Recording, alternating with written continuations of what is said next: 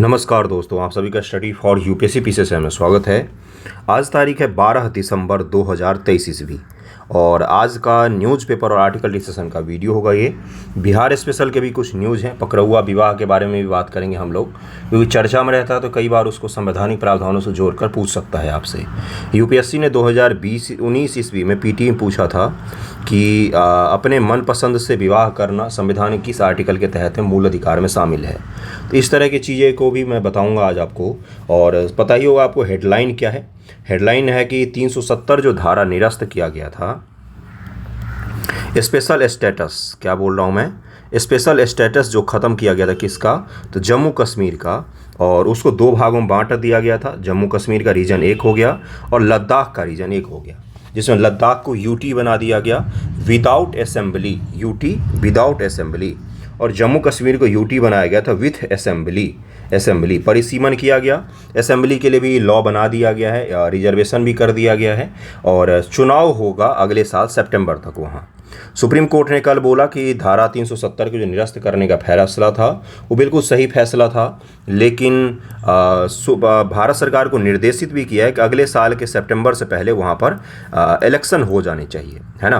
तो ये ध्यान में रखिएगा। सुप्रीम कोर्ट ने और एक शब्द यूज किया। क्या शब्द यूज किया? उसने बोला, ध्यानपूर्वक सुनिएगा, थोड़ा सा कॉम्प्लेक्स होगा ये टॉपिक, पॉलिटी में थोड़ा सा आपको टफ लगेगा। क्या बोला सुप्रीम कोर्ट ने कि धारा 370 जब लागू था जम्मू कश्मीर में, तब भी जम्मू कश्मीर कोई ऐसा स्पेशल स्टेटस, इंटरनल सॉवरेनिटी यानी कि स्वायत्तता, स्पेशल स्टेटस से अच्छा शब्द होगा, धारा 370 के तहत जब जम्मू कश्मीर को मिला हुआ था अधिकार, उसके तहत भी जम्मू कश्मीर कोई स्वायत्त प्रदेश नहीं था।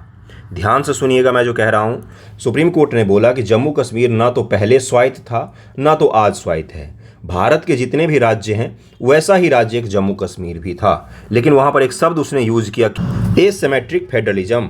एसिमेट्रिक फेडरलिज्म, इस शब्द को जरा ध्यान में रखिएगा, एसिमेट्रिक फेडरलिज्म। अब ये क्या होता है भाई? क्या इसका उदाहरण है अपने देश में आज भी?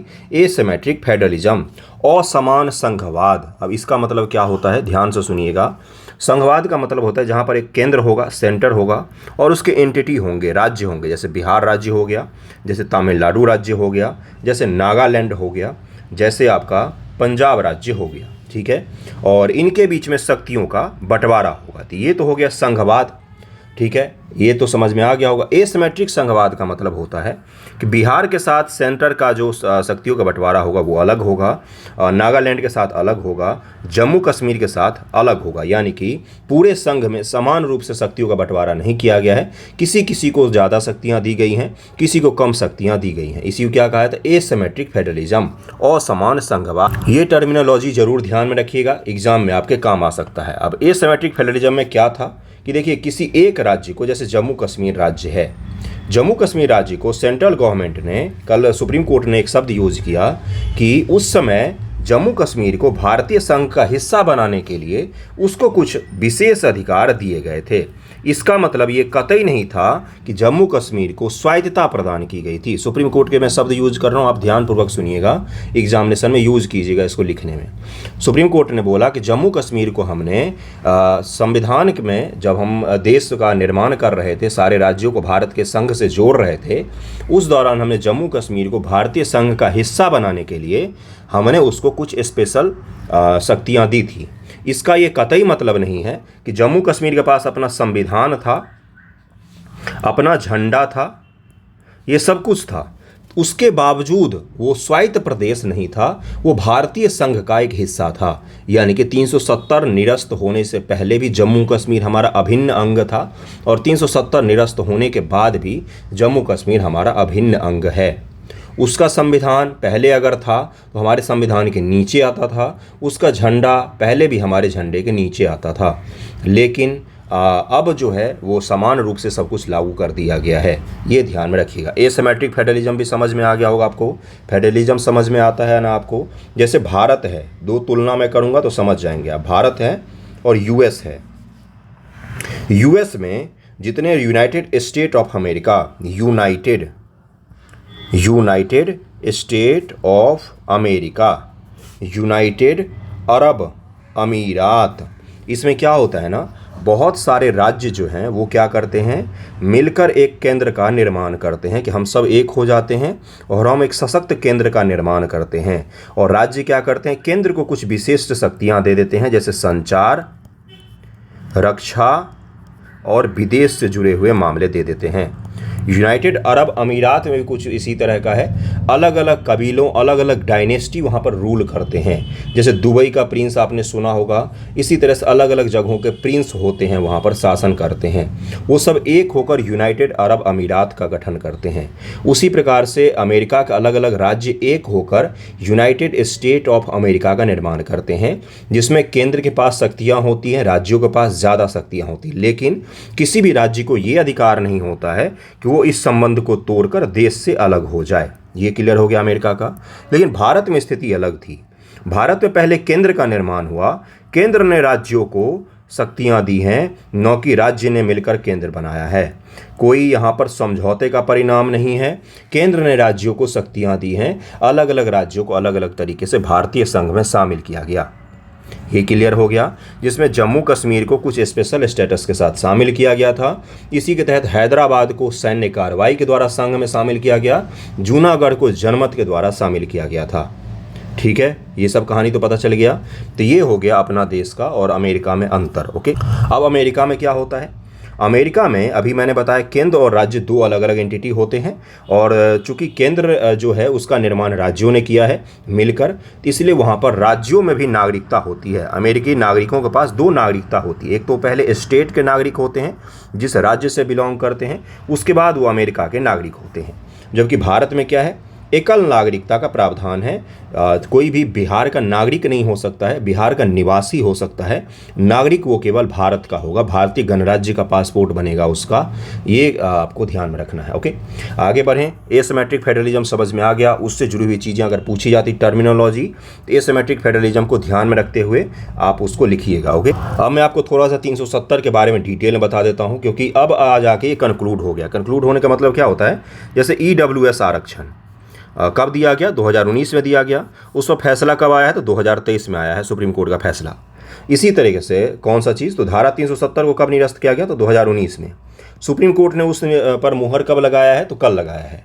तो यानी कि अब ये कंक्लूड हो गया। अब इससे सवाल पूछे जाने की संभावना ज़्यादा होगा प्रीटी और मेंस में, इसलिए इसको ध्यान में रखिएगा। 370 के बारे में डिटेल में आपको बता देता हूँ, जिससे कोई भी सवाल आपका आए पीटी मेंस तो छूटे नहीं। ओके, देखिए क्या लिखा हुआ है कि 17 अक्टूबर 1949 को, ये तिथि को ध्यान में रखिएगा। पीटी गंदे पीसीएस वाले आपको ये डेट भी पूछ लेंगे घटिया वाले एग्जाम में, है ना।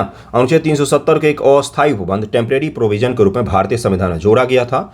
टेम्परेरी प्रोविजन, ठीक है ना, अस्थायी रूप से जोड़ा गया था, ये चीज़ ध्यान में रखिएगा। इसी का आधार पर गृह मंत्री महोदय ने 2019 में इसको रद्द किया गया था, जिसमें जम्मू कश्मीर को विशेष छूट प्रदान की गई थी। इसे अपने स्वयं के संविधान का मसौदा तैयार करने की अनुमति प्राप्त हुई थी। राज्य में भारतीय संसद की विधायी शक्तियों को नियंत्रित रखा गया था। भारतीय संसद की विधायी शक्तियों को वहां के राज्य में क्या किया गया था, तो नियंत्रित रखा गया था। भारतीय संसद के सभी कानून वहां पर लागू नहीं होते थे। वहां की असेंबली जिस कानून को वेरीफाई कर देती थी, वही कानून वहां पर लागू होते थे। पहले वहां के राष्ट्रपति, वहां पर जो गवर्नर बनते थे उनको राष्ट्रपति, और वहाँ के जो चीफ मिनिस्टर होते थे उनको प्रधानमंत्री कहा जाता था। बिल्कुल सही सुन रहे हैं आप, जम्मू कश्मीर का प्रधानमंत्री होता था। पाकिस्तान में आज भी प्रधानमंत्री ही होता है, पीओके का। लेकिन लाल बहादुर शास्त्री जी के बाद इंदिरा गांधी के ज़माने में आई थिंक सो, उस समय इस चीज़ को रद्द किया गया। बोला गया चीफ मिनिस्टर और गवर्नर ही होंगे, ये सब ढकोसले वाली बंद करो। तो उसके बाद ये सब चीज़ें बंद हो गया। तो ओके, ये क्या है कि इसे एन गोपाल स्वामी अयंगर द्वारा संविधान के मसौदे के अनुच्छेद 306(1) के रूप में पेश किया गया था। अनुच्छेद 370 के तहत जम्मू कश्मीर राज्य के संविधान सभा को यह अनुशंसा करने का अधिकार दिया गया था भारतीय संविधान के कौन से अनुच्छेद राज्य पर लागू होंगे और कौन से लागू नहीं होंगे। ये अधिकार किसको दिया गया था, तो जम्मू कश्मीर असेंबली को दिया गया था। ओके, राज्य के संविधान का मसौदा तैयार करने के बाद जम्मू कश्मीर संविधान सभा को भंग कर दिया गया था। अनुच्छेद 370 के खंड 3 द्वारा भारत के राष्ट्रपति को इसके उपबंधों और दायरे में संशोधन करने की शक्ति प्रदान की गई थी। अनुच्छेद 35 से अनुच्छेद 370 से उत्पन्न हुआ था, जिसे इसे जम्मू कश्मीर संविधान सभा की अनुशंसा पर 1954 में राष्ट्रपति के एक आदेश के द्वारा माध्यम से पेश किया गया था। 35A को राष्ट्रपति के एक आदेश के माध्यम से संविधान में शामिल कर दिया गया था। अनुच्छेद 35 से जम्मू कश्मीर विधानसभा को राज्य के अस्थायी निवासियों और उसके विशेष अधिकार और विशेषाधिकारों स्पेशल राइट्स एंड प्रिविलेज को परिभाषित करने का अधिकार देता था। किसको? तो वहाँ के असेंबली को, जिसके तहत वहाँ की असेंबली ने ये रूल रेगुलेशन बनाए हुए थे कि भारत के जो झंडे हैं उसको जला देना वहाँ पर क्राइम नहीं माना जाता था 370 निरस्त होने से पहले। ओके, और वहाँ पर नागरिकता वगैरह का भी प्रावधान था। उसके बाद से भारत के अलग जो बाकी राज्य के लोग हैं वहाँ पर ज़मीन नहीं खरीद सकते थे, वहाँ पर बस नहीं सकते थे आसानी से, ठीक ना। और ये क्या केवल जम्मू कश्मीर में था ज़मीन नहीं खरीदने का नियम कानून? नहीं, बहुत सारे पहाड़ी राज्यों ने अपने यहाँ पर ये कानून लागू कर रखा है कि हमारे यहाँ बाहर के लोग ज़मीन आकर न खरीदें। तो ये कोई स्पेशल जम्मू कश्मीर को नहीं मिला हुआ था। अगला क्या है? 5 अगस्त 2019 को भारत के राष्ट्रपति ने संविधान के अनुच्छेद 370 के खंड 1 के द्वारा प्रदत्त शक्तियों का प्रयोग करते हुए संविधान जम्मू कश्मीर पर लागू आदेश 2019 जारी किया। इसके माध्यम से भारत सरकार ने अनुच्छेद 370 में संशोधन किया। उल्लेखनीय है कि इसे रद्द नहीं किया गया। 370 के तहत जो जम्मू कश्मीर को स्पेशल स्टेटस मिला हुआ था उसको केवल रद्द किया गया। धारा 370 अनुच्छेद 370 आज भी संविधान में बना हुआ है, उसमें संशोधन किया गया था। कब? तो 2019 ईस्वी में। जम्मू कश्मीर आरक्षण विधेयक व जम्मू कश्मीर पुनर्गठन संशोधन विधेयक 2023 जो कुछ दिन पहले ही असेंबली में अमित शाह जी ने पेश किया और लोकसभा राज्यसभा से पास हो चुका है। अब वहां पर असेंबली की कार्रवाई शुरू होगी, वहां पर विधानसभा को फिर से गठित किया जाएगा, वहां पर इलेक्शन होगा, परिसीमन हो चुका है। तो इसीलिए अब क्या किया जा रहा है, तो वहां पर एक रूल रेगुलेशन भारत सरकार ने संसद बनाकर पेश कर दिया है कि अब किस प्रकार से वहां पर आरक्षण मिलेगा, किस प्रकार से वहां की असेंबली काम करेगी। अब इस संशोधन विधेयक में क्या क्या था? देखो, 2 विधेयक लाए गए हैं आप, ठीक ना। पहला कौन सा है? जम्मू कश्मीर आरक्षण संशोधन विधेयक 2023। इसके बाद जम्मू कश्मीर आरक्षण अधिनियम 2004 की धारा 2 में संशोधन किया जाएगा। और क्या किया जाएगा इसमें संशोधित करके? तो जम्मू कश्मीर आरक्षण अधिनियम 2004 अनुसूचित जाति SC व ST तथा अन्य सामाजिक व शैक्षणिक रूप से पिछड़े वर्ग के सदस्यों को नौकरी और व्यावसायिक संस्थानों के प्रवेश में आरक्षण प्रदान करता है। पहले वहां पर SC ST वगैरह को आरक्षण नहीं दिया गया था। जितने पूरे भारत में आरक्षण थे उतने प्रावधान वहां पर नहीं किए गए थे। 370 के निरस्त करने के बाद ही उनको वहां पर आरक्षित श्रेणी में डाला गया था। संशोधन विधेयक के अनुसार व्यक्तियों के एक वर्ग जिन्हें पहले कमजोर व वंचित वर्ग सामाजिक जाति के रूप में जाना जाता था, अब उनको OBC अदर बैकवर्ड क्लास के रूप में वर्णित किया गया है। वहां पर OBC का कंसेप्ट नहीं था, वहां पर क्या था कि कमजोर व वंचित वर्ग, ठीक है। अब उसको OBC के रूप में परिभाषित करके उनको आरक्षित किया गया है। जम्मू कश्मीर। दूसरा कौन सा विधेयक है? जम्मू कश्मीर पुनर्गठन विधेयक 2023 है। यह विधेयक 2019 का अधिनियम में संशोधन करने कश्मीरी प्रवासियों एवं POK, कश्मीर के प्रवासी और POK हमारा ही भाग है। अगर आपने भारत का मैप देखा होगा तो कश्मीर का ये जो पूरा भाग है ये अभी पाकिस्तान कब्जा के पास है, ये अक्साई चीन उसके पास है, अपने पास ये बीच वाला इलाका है केवल, है ना। तो POK चूँकि हमारा ही भाग है लेकिन पाकिस्तान उस पर कब्जा किया हुआ है, तो इसको भी हमने सीट इसके लिए कुछ रिजर्व कर रखा है जम्मू कश्मीर असेंबली में। ये पहले भी असेंबली जब चलती थी जम्मू कश्मीर में तभी वहाँ पर रिजर्व था ये सीटें कुछ उनके लिए, और आज भी ये सीटें कुछ उनके लिए रिजर्व छोड़ी गई। उसके अलावा वहाँ से भारत में आए प्रवास करके जो लोग हैं वो उनके लिए भी एक सीट को आरक्षित किया गया है। कहाँ पर? तो असेंबली में। आगे देखिए क्या लिखा हुआ है। विस्थापित व्यक्तियों को विधानसभा में प्रतिनिधित्व प्रदान करने का प्रयास करता है। इसमें कश्मीरी प्रवासी समुदाय से 2 सदस्यों को नामित करने का प्रावधान है जिनमें 1 महिला सदस्य होंगी, तथा पाकिस्तान के कब्जे वाले कश्मीर POK से विस्थापित व्यक्तियों का प्रतिनिधित्व करने वाले 1 व्यक्ति को विधानसभा में नामित करने की शक्ति उपराज्यपाल की शक्ति होगी। अभी जब तक वो UT रहेगा तब तक वहाँ पर उपराज्यपाल होंगे। उपराज्यपाल क्यों होते हैं UT में? कभी आपने सोचा है कि दिल्ली में लेफ्टिनेंट गवर्नर क्यों होते, गवर्नर क्यों नहीं होते हैं? क्योंकि दिल्ली के जो वास्तविक प्रशासक हैं वो कौन होते हैं? तो प्रेसिडेंट ऑफ इंडिया होते हैं। प्रेसिडेंट अपने एक अधिकारी को, जिसका नाम उपराज्यपाल इसीलिए रखा जाता है, उसको नियुक्त करते हैं उस राज्य में शासन का काम संभालने के लिए। इसी प्रकार से UT जितने भी होते हैं उसमें उपराज्यपाल होते हैं, लेफ्टिनेंट गवर्नर होते हैं, ना कि गवर्नर, ठीक है। इसमें कश्मीरी प्रवासी समुदाय, ये कर दिया मैंने आपको, उपराज्यपाल की शक्तियां होंगी। इस विधेयक में जम्मू कश्मीर विधानसभा में सीटों कुल संख्या 107 से बढ़कर 114 करने का प्रस्ताव है, जिसमें 7 अनुसूचित जाति के सदस्यों के लिए और 9 सीटें अनुसूचित जनजाति के विधायकों के लिए आरक्षित होंगी। 7 किसके लिए होगा? तो SC के लिए, और 9 किसके लिए होगा? तो ST के लिए। आरक्षित होगा। विधेयक के अनुसार पाकिस्तान के कब्जे वाले कश्मीर के लिए विधानसभा की 34 सीटें आरक्षित की गई हैं। 114 जो सीट है इसमें से 24 सीटों पर अभी इलेक्शन नहीं हो पाएगा क्योंकि पाकिस्तान के कब्जे में है वो।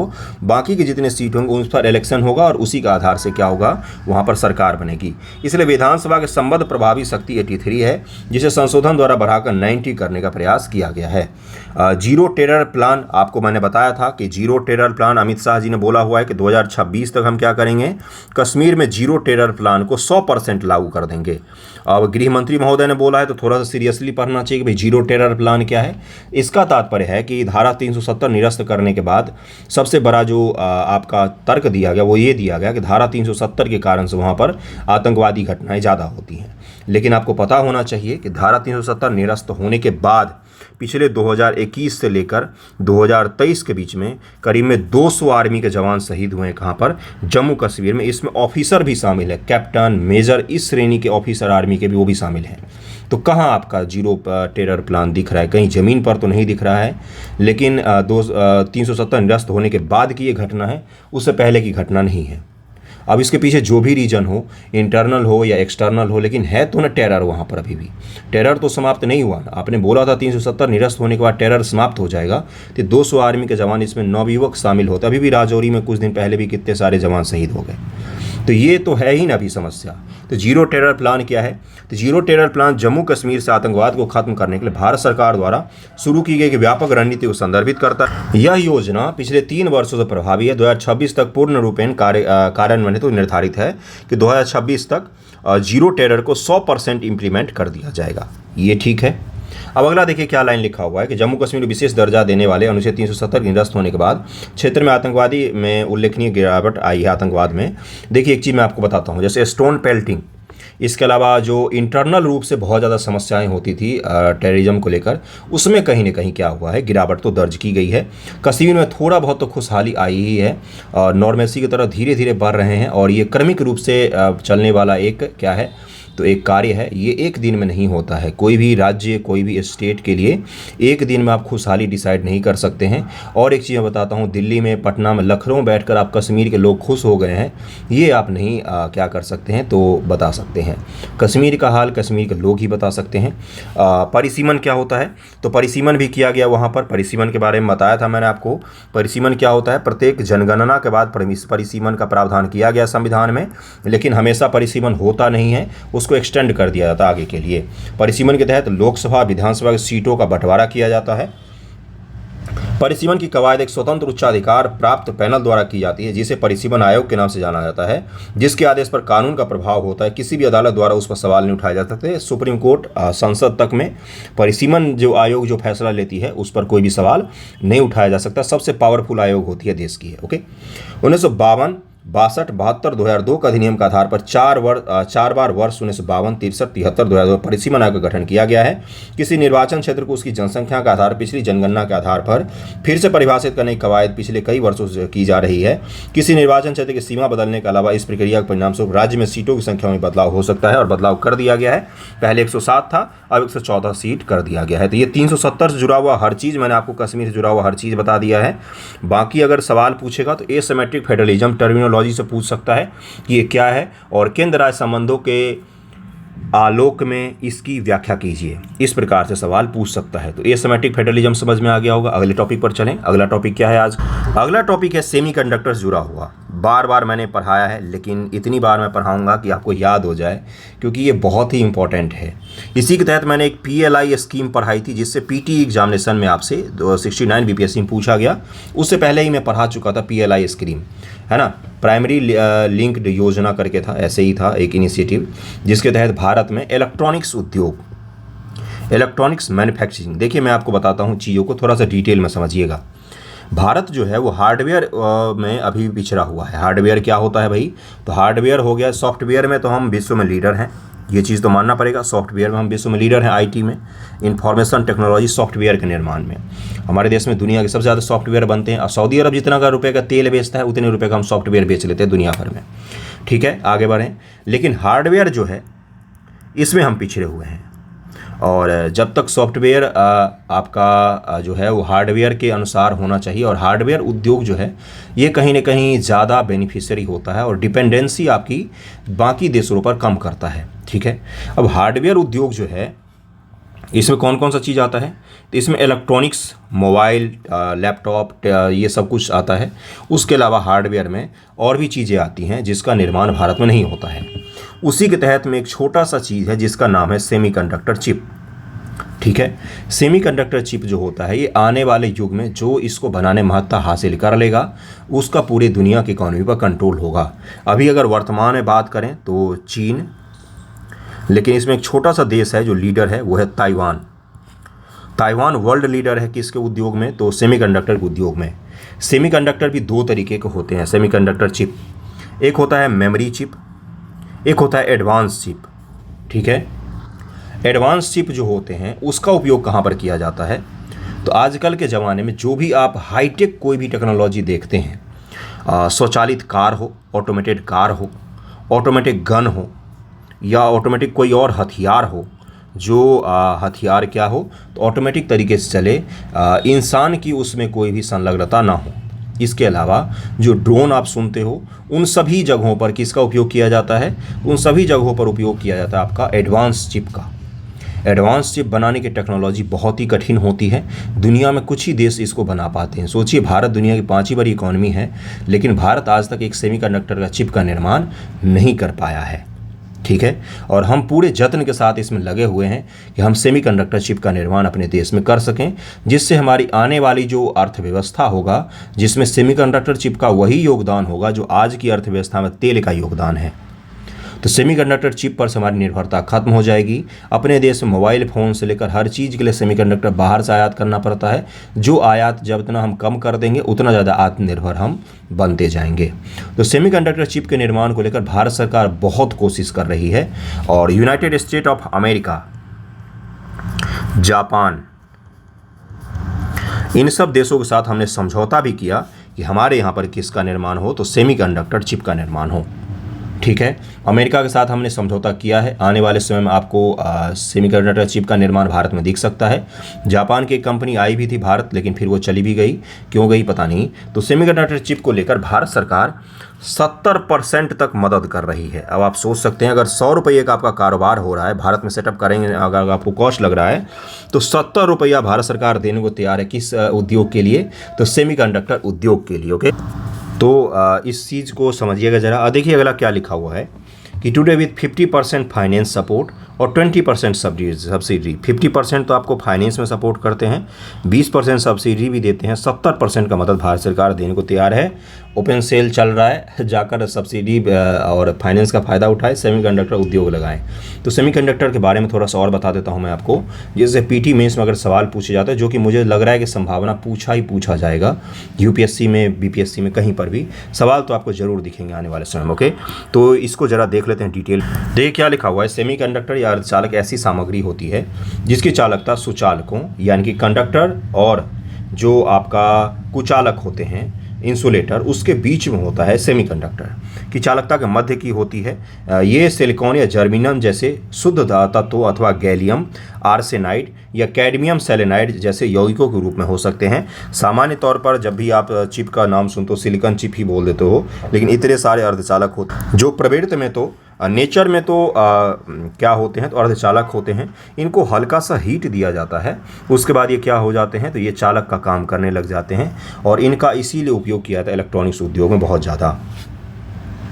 ये निर्माण के बुनियादी खंड हैं जो सभी आधुनिक इलेक्ट्रॉनिक्स तथा सूचना और संचार प्रौद्योगिकी उद्योग के लिए उत्पाद के लिए हृदय व मस्तिष्क के रूप में काम करते हैं। बिना इसके कोई भी इलेक्ट्रॉनिक्स उत्पाद की कल्पना आप कर ही नहीं सकते हैं।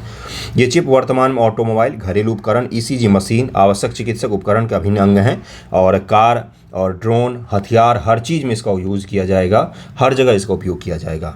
महत्व क्या है, सेमीकंडक्टर अर्धचालक एरोस्पेस, ऑटोमोबाइल, संचार, स्वच्छ ऊर्जा, सूचना प्रौद्योगिकी, चिकित्सीय उपकरण सहित अर्थव्यवस्था के लगभग सभी क्षेत्रों के लिए आवश्यक है। जितने क्षेत्र हैं, हर क्षेत्र में सेमीकंडक्टर चिप चाहिए हमें। इन महत्वपूर्ण घटकों को उच्च मांग ने आपूर्ति को पीछे छोड़ दिया है, जिससे वैश्विक स्तर पर चिप का अभाव हो गया है। इसका परिणाम स्वरूप अर्थव्यवस्था में विकास और नौकरियों में कमी देखी जा रही है। जितना डिमांड है ना इस चीज़ का, उसको फुलफिल नहीं कर पा रही है दुनिया के जो उत्पादक देश हैं वो। 70% 60% ज़्यादा चिप का उत्पादन एक देश करता है, छोटा सा ताइवान। कितना बड़ा देश है वो? इतना बड़ा देश है, ये डॉट के बराबर ही है वो। ताइपे ताइवान जो सिटी है वो उसका उसी के आसपास ये छोटा सा देश सिमट के रह गया है, और यही देश सेमीकंडक्टर चिप के निर्माण में लीडर है ना। अगला क्या है, सेमीकंडक्टर बाजार में भारत की स्थिति क्या है, अब इसको जरा समझ लीजिए। देखिए यहाँ पर क्या लिखा हुआ, वर्ष 2022 से भारत का सेमीकंडक्टर उद्योग 27 बिलियन अमेरिकी डॉलर का था, जिसमें 90% से अधिक आयात किया गया था। छोटे मोटे आपको मेमोरी चिप वगैरह भारत में बन भी जाते हैं, बाकी 90% तेल तो हम 85% हमारी निर्भरता है तेल पर। सेमीकंडक्टर में 90% निर्भरता है हमारी कहाँ पर? तो बाहर के देशों पर। इस कारण भारतीय चिप उपभोक्ता बाहरी आयात पर निर्भर थे। भारत को सेमीकंडक्टर निर्यात करने वाले देश में कौन कौन है? तो चीन है टॉप पर, ताइवान है, अमेरिका और जापान शामिल है। ये 4 देश सबसे ज़्यादा भारत में क्या करते हैं? तो चिप का निर्यात करते हैं। जैसे सैमसंग है, बहुत बड़ी चिप निर्माता है। सैमसंग डिस्प्ले भी बहुत सारे बनाती है। एप्पल के फ़ोन में भी डिस्प्ले जो आप देखते हो किसका होता है? तो सैमसंग द्वारा मैन्युफैक्चर होता है। एप्पल कंपनी बनवाती है किससे? तो सैमसंग से बनवाती है। डिस्प्ले में वर्ल्ड लीडर है सैमसंग। इसी प्रकार से चिप बनाने में भी वर्ल्ड लीडर है। कई सारे आपको लैपटॉप वगैरह में भी चिप दिख जाएंगे किसके? तो सैमसंग वगैरह के। और इंटेल का नाम सुना होगा आपने, इंटेल i5 i7 i11 ये जो चलता है ना, ये इंटेल का जनरेशन है किसका? तो ये सेमीकंडक्टर चिप ही होते हैं, दरअसल प्रोसेसर ही होते हैं। प्रोसेसर का नाम आपने सुना होगा, तो वही होते हैं। फ़ोन का भी आपने स्नैपड्रैगन वगैरह सुना होगा। तो ये सब के सब क्या है? तो ये सब के सब चिप हैं, सेमीकंडक्टर चिप होते हैं। ओके, प्रोसेसर होते हैं। रियल टाइम में जितना तेज़ी से आपका कंप्यूटर मोबाइल फ़ोन काम करता है ना, वो इसी के थ्रू काम करता है। प्रोसेसर जितना अच्छा फ़ोन उतना अच्छा। बाकी सेल्फी वाले कैमरे से फ़ोन अच्छा डिसाइड नहीं होता है, ठीक है। वर्ष 2026 तक भारत का सेमीकंडक्टर बाजार 55 बिलियन अमेरिकी डॉलर तक पहुंचने की उम्मीद है। इस अनुमान के अनुसार सेमीकंडक्टर की खपत 2026 तक 80 बिलियन अमेरिकी डॉलर और 2030 तक 110 बिलियन अमेरिकी डॉलर की सीमा को पार करने की उम्मीद है। इसीलिए भारत सरकार को चिंता है, इतना रुपया जो हम बाहर भेज देंगे तो उससे अच्छा अपने देश में उद्योग लगा लेते हैं। लेकिन इसके उद्योग को स्थापित करना, समझिए जरा, इमेजिन कीजिए कि किसी और उद्योग के लिए भारत सरकार 70% का धन मुहैया करवा रही होती, तो क्या कोई और उद्योग नहीं आ जाता भारत में? बिल्कुल आसानी से सारे उद्योग आ सकते हैं। लेकिन सेमीकंडक्टर उद्योग क्यों नहीं आते हैं? क्योंकि इसका फैब लैब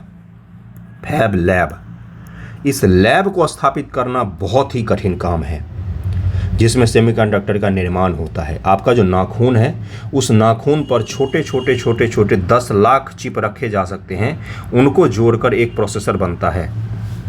अब जरा इमेजिन कीजिए, आपका जो नाखून है ना थंब का, उस पर 10 लाख के करीब में छोटे नैनो कण के बराबर चिप रख के एक प्रोसेसर का निर्माण किया जाता है। यानी कि अगर एक धूल का कण भी उस लैब में मौजूद है और उस चिप पर बैठ जाए तो 2-4-10 जो चिप हैं उसको लेकर वो डूब जाएगा। इसलिए फैब लैब बनाने की कॉस्ट, तकनीक बहुत ही ज़्यादा महंगी है, और इसीलिए इसको सेटअप बनाना भारत में और किसी भी देश में जहाँ पर नहीं है इसका सेटअप, वो कठिन काम है। आपको पता होगा कि भारत के चंडीगढ़ शहर में एक फैब लैब था, वहाँ पर सेमीकंडक्टर का निर्माण होता था, और आज नहीं, बहुत पहले 80-90 के दशक में ही। लेकिन वो धीरे करके वो उद्योग ख़त्म हो गया। भारत सरकार ने उसकी तरफ देखा तक नहीं, और वो समाप्त हो गया। उद्योग बना बनाया इंडस्ट्री बेकार हो गया भारत में, और किसी ने उसकी तरफ देखा भी नहीं। क्या है? अत्यंत महंगा fabrication setup. Semiconductor fabrication facility, अर्धचालक निर्माण सुविधा या फैब को अपेक्षाकृत न्यून स्तर पर भी स्थापित करने में लगभग $1 अरब की लागत आती है। $1 अरब, ओके, $1 अरब की लागत से एक लैब का स्थापना किया जाता है जिसमें इसका निर्माण होता है। नवीनतम प्रौद्योगिकी की तुलना में 1 या 2 पीढ़ी पीछे है। उच्च निवेश, सेमीकंडक्टर और डिस्प्ले विनिर्माण एक बहुत ही जटिल एवं प्रौद्योगिकी गहन क्षेत्र है, जिसमें भारी पूंजी निवेश, उच्च जोखिम, लंबी विकास प्रक्रिया, भुगतान अवधि, प्रौद्योगिकी में तेजी से बदलाव शामिल है, जिसके लिए महत्वपूर्ण तथा निरंतर निवेश की आवश्यकता होती है। प्रौद्योगिकी झट से बदल जाती है और आपको उसको अपग्रेड करना पड़ेगा। i5 i7 आने में 2 ही साल का समय लगता है। जो इससे पीछे रह जाते हैं उनका कंप्यूटर बिकना बंद हो जाता है। तो मैं क्या बता रहा हूँ आपको, इसमें जल्दी अपग्रेडेशन होता है। ओके, सरकार से न्यूनतम वित्तीय सहायता, सरकार अब तक न्यूनतम दे रही थी, लेकिन सरकार ने अब बढ़ाया है। फैब्रिकेशन क्षमताओं का अभाव, भारत के पास चिप डिजाइन की अच्छी प्रतिभा है, लेकिन इसने कभी भी चिप फैब का निर्माण ही नहीं किया लैब का। इसरो DRDO के पास अपनी फैब फाउंड्री है। इसरो और DRDO अपनी फैब फाउंड्री स्थापित करके अपने हथियार में, अपने रॉकेट में चिप का उद्योग का चिप बनाकर यूज कर रहे हैं, लेकिन उसको कभी भी इंडस्ट्री के लेवल पर स्थापित नहीं किया गया। और ये दुनिया के नवीनतम उपकरणों की तरह प्रशंसित भी नहीं होते हैं। भारत में केवल एक ही पुराना फैब लैब है जो पंजाब के मोहाली में स्थित है, लेकिन वो भी 100% अब काम नहीं करता। पंजाब के मोहाली में ही है, मैंने चंडीगढ़ बोल दिया था। संसाधन और कुशल क्षेत्र है।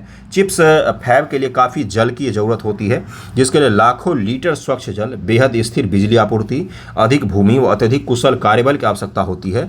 ये सब कुछ आप जब सेटअप करके दोगे तब जाके फैब लैब स्थापित होने शुरू होते हैं। 2021 में भारत ने देश में सेमीकंडक्टर और डिस्प्ले मैन्युफैक्चरिंग को प्रोत्साहित करने के लगभग में $10 बिलियन की उत्पादन लिंक योजना, प्रोडक्शन लिंक्ड प्रोत्साहन योजना, यही वो योजना है, production linked initiative PLI scheme, जिसके बारे में आपसे पूछा गया था और मैंने आपको पढ़ाया भी था, डिटेल में पढ़ाया था, कितनी बार पढ़ाया है कि ये क्या है। और इसके बारे में हो सकता है मेंस में भी पूछे, क्योंकि ये इंपॉर्टेंट है और बहुत ज़्यादा भारत सरकार इस पर खर्चा कर रही है। देख सकते हैं आप $10 बिलियन का, इतना तो किसी योजना पर भी खर्चा नहीं करती है, बड़ी योजनाओं पर। 2021 में इलेक्ट्रॉनिक और सूचना प्रौद्योगिकी मंत्रालय ने सेमीकंडक्टर डिजाइन में शामिल कम से कम 20 घरेलू कंपनियों को बढ़ावा देने, उन्हें अगले 5 वर्षों में 1500 करोड़ रुपये से अधिक का कारोबार हासिल करने की सुविधा प्रदान करने के लिए DLI डिजाइन लिंक इनिशिएटिव योजना शुरू की थी। और भारत ने इलेक्ट्रॉनिक्स घटक को अर्धचालक निर्माण के लिए इलेक्ट्रॉनिक घटक और सेमीकंडक्टर के विनिर्माण संवर्धन की योजना स्पेस की भी शुरुआत की है। भारत में टिकाऊ सेमीकंडक्टर और डिस्प्ले इकोसिस्टम के विकास के लिए व्यापक कार्यक्रम के हिस्से के रूप में भारत सेमीकंडक्टर मिशन 2021 में 76,000 करोड़ रुपए की लागत से शुरू किया गया है। भारत सेमीकंडक्टर मिशन, अब आप समझ सकते हैं इससे जुड़ा हुआ सवाल क्यों पूछता है, क्योंकि भारत सरकार इतना और किसी भी चीज़ के पीछे नहीं पड़ी हुई जितना सेमीकंडक्टर के पीछे पड़ी हुई। और इसमें क्या सब होगा, तो सेमीकंडक्टर फैब की स्थापना की योजना है और प्रति फैब 12,000 करोड़ रुपए की सीमा का अधिक परियोजना लागत 50% तक राजकोषीय समर्थन मिलेगा। भारत में compound semiconductor, silicon, photonic sensor fab व सेमीकंडक्टर सुविधा की स्थापना के लिए योजना बनाई गई है। तो ये सब कुछ था इसमें। अगले टॉपिक पर चलते हैं। अगला टॉपिक ज़्यादा भी है आपके लिए इंपॉर्टेंट है, वो भी इसी तरह का टॉपिक है, वो चर्चा में रहता है लेकिन उसके बारे में आप लोग सही से पढ़ते नहीं है। क्या है, तो वो है उजाला योजना। लेकिन उससे पहले एक न्यूज़ को देखेंगे, वो है पकड़ुआ विवाह। आपको पता ही होगा क्या हुआ था कि एक ये शिक्षक हैं जो BPSC शिक्षक का एग्ज़ाम पास करके शिक्षक बने। जिस गांव में बहाली हुआ वैशाली में हंसने की चीज़ नहीं होती है ये, किसी 2 व्यक्ति की पूरा जीवन बर्बाद करके रख देता है एक छोटी सी घटना। इनका मुंह ब्लर किया हुआ है, इसका भी ब्लर करना चाहिए था, इसकी भी तो प्राइवेसी है ना। चलिए कोई बात नहीं। तो पकड़ुआ विवाह एक बिहार में बहुत ही बड़े स्तर पर चलता है। आप इसी से अंदाजा लगा सकते हैं कि 7,194 force marriage case were reported in the state from January to November in 2020 में 7,194, ठीक ना। और 10,925 2019 में, 10,310 2018 में और 8,972 2017 में। कभी भी आपको 7,000 से कम नहीं दिखेगा। 2019 में तो कितना पहुंच गया था, 10,925। और ये क्यों होता है, इसके पीछे का मुख्य रीजन क्या है अगर आपसे पूछा जाए तो वो क्या है, वो है दहेज, है ना। ये मास्टर साहब अगर इनका पकड़ुआ विवाह नहीं होता तो दहेज लेकर करते, है ना। और इसके तहत करते, पता ही आपको दहेज कितना लिया जाता है, कास्ट और पद जितना ऊंचा है उतना ज़्यादा दहेज। अगर हम लोग संवैधानिक प्रावधान की बात करें तो देखिए किस चीज़ों का उल्लंघन होता है, तो आर्टिकल 19 के तहत में किसी को भी अपने पसंद के तहत अभिव्यक्ति की स्वतंत्रता की आज़ादी होती है। आर्टिकल 21 के तहत में प्राइवेसी की होती है। और आप किसी के भी, अगर आप बालिग हैं और उम्र है शादी करने की, तो आपको अपने मनपसंद से शादी विवाह करने की क्या होती है, तो संवैधानिक अधिकार होते हैं, उसका उल्लंघन नहीं होना चाहिए। और इसी के तहत ये चीज़ चर्चा में था, तो मुझे लगा एक बार डिस्कस कर देना चाहिए आपके साथ। क्या डिस्कस करना था मुझे, अगर आपसे पूछा जाता है तो इसके पीछे रीज़न बताइएगा। दहेज एक सबसे बड़ा रीज़न है और एकमात्र रीज़न है यही, इसके अलावा कोई और बड़ा रीज़न नहीं है। और ये भी बता दीजिएगा, ये कुछ आंकड़े हैं, जिन आंकड़ों को ध्यान में रखिएगा। तो अगर पूछा जाता है तो डायरेक्टली इनडायरेक्टली आप इसको क्या कर सकते हैं, लिख सकते हैं अपने एग्जाम में, मेंस पेपर में। पीटी में तो नहीं पूछा जाएगा, मेंस में आपसे पूछा जा सकता है। ओके। और अगर पीटी में पूछा जाए तो क्या पूछा जाएगा कि विवाह करने का अधिकार जो है किस आर्टिकल के तहत सुरक्षित है, तो वह आर्टिकल 21 है। प्राण व दैहिक स्वतंत्रता जो दिया गया है आपको, उसी के तहत में सुरक्षित होता है। इसको ज़रूर ध्यान में रखिएगा। बाकी इसके सोशल इम्पैक्ट क्या हो सकते हैं वो ज़रा सोचिएगा आप कि इसके क्या क्या हो सकते हैं बेनिफिट और क्या नुकसान हो सकता है। होता कुछ नहीं है। देखिए इसमें 2 लोगों की ज़िंदगी जो है ना, ये हमेशा अगले तबाह हो जाती है। अगर ये आदमी एक्सेप्ट नहीं करेगा तो इस महिला की ज़िंदगी तबाह हो जाएगी, और उस महिला से भी नहीं पूछा जाता है। तो ये एक सोशल समस्या है जिसका कारण कुछ और है। कारण क्या है, तो उसका कारण है दहेज। अब प्रभाव कहाँ पर बनता है तो वो देख ही रहे हैं आप, इसका प्रभाव क्या है।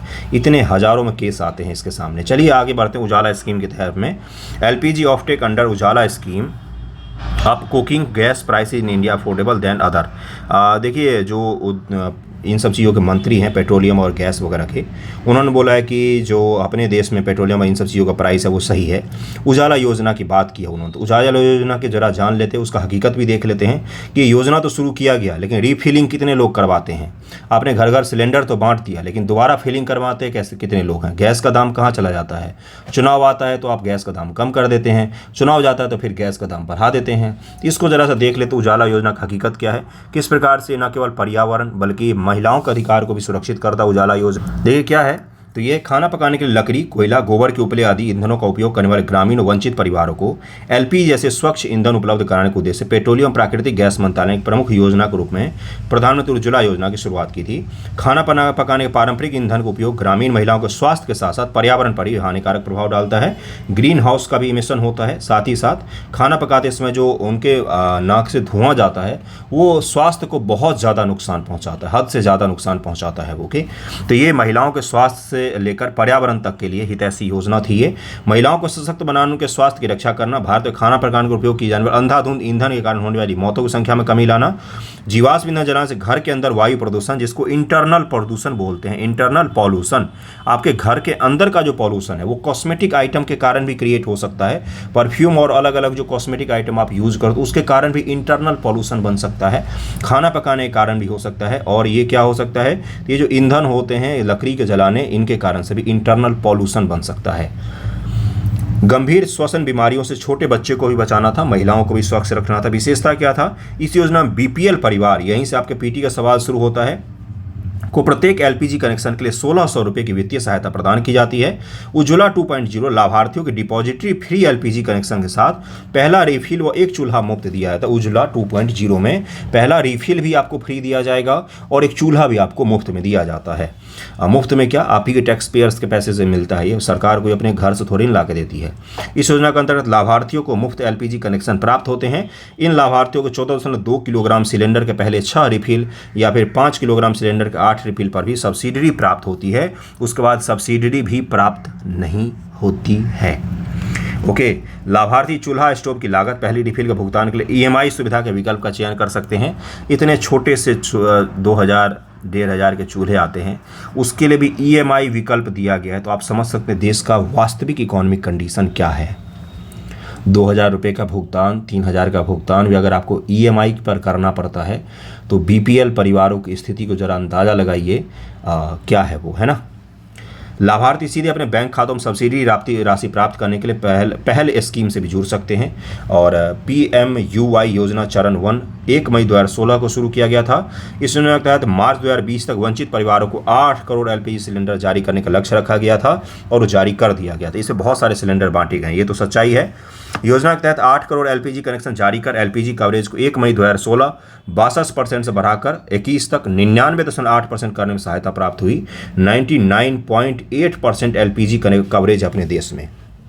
लेकिन फिर भी रिफिल के लिए पैसा उपलब्ध नहीं होने के कारण, गैस का महंगा होने के कारण, आपने कभी सोचा है कि आपनों को बताया गया कि रूस से हम सस्ता तेल सस्ता गैस खरीद रहे हैं, लेकिन वो सस्ता तेल और सस्ता गैस कहाँ गया, किस उद्योगपति के जेब में गया वो सारा का सारा बेनिफिट?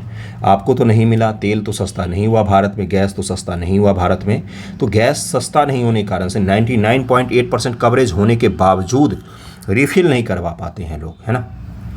उज्ज्वला 2.0 वित्त वर्ष 21-22 के केंद्रीय बजट में मात्र परिवारों को 21 मार्च 2022 तक अतिरिक्त 1 करोड़ LPG कनेक्शन जारी करने का प्रावधान है। यह लक्ष्य जनवरी 2022 में हासिल कर लिया गया था। इसके बाद उज्ज्वला 2.0 के तहत अतिरिक्त 60 लाख LPG कनेक्शन जारी करने का लक्ष्य रखा गया था। ये सब लक्ष्य मत ध्यान में रखिएगा, बस इसका मुख्य उद्देश्य ध्यान में रखिएगा और किसको किसको जारी किया जाता है ये सब कुछ ध्यान में रखिएगा।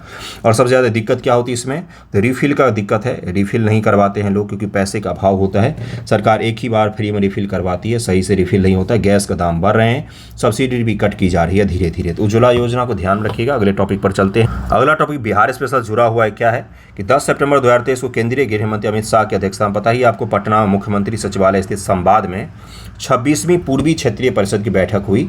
पीसीएस में ये पूछ सकता है कौन से पूर्वी क्षेत्रीय की बैठक थी, तो 26वीं पूर्वी क्षेत्रीय बैठक थी जिसे मुख्यमंत्री वगैरह ने भाग लिया था। बिहार स्पेशल पर आ गए हम लोग।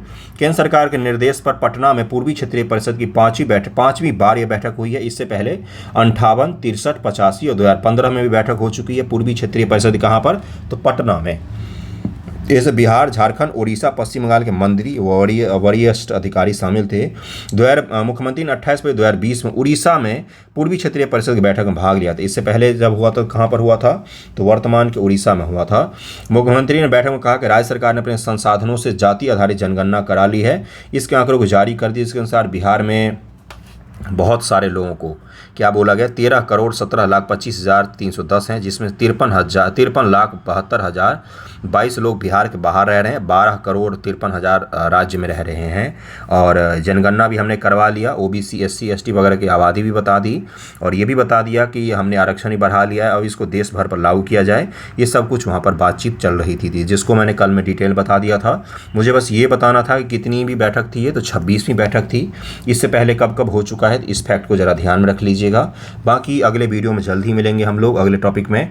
कैसा लगा है वीडियो आज का ज़रूर बताइएगा। कहीं पर कुछ त्रुटि हो तो बताइएगा कमेंट करके, सुधार कर दूंगा। थैंक यू सो मच आप सभी का वीडियो देखने के लिए।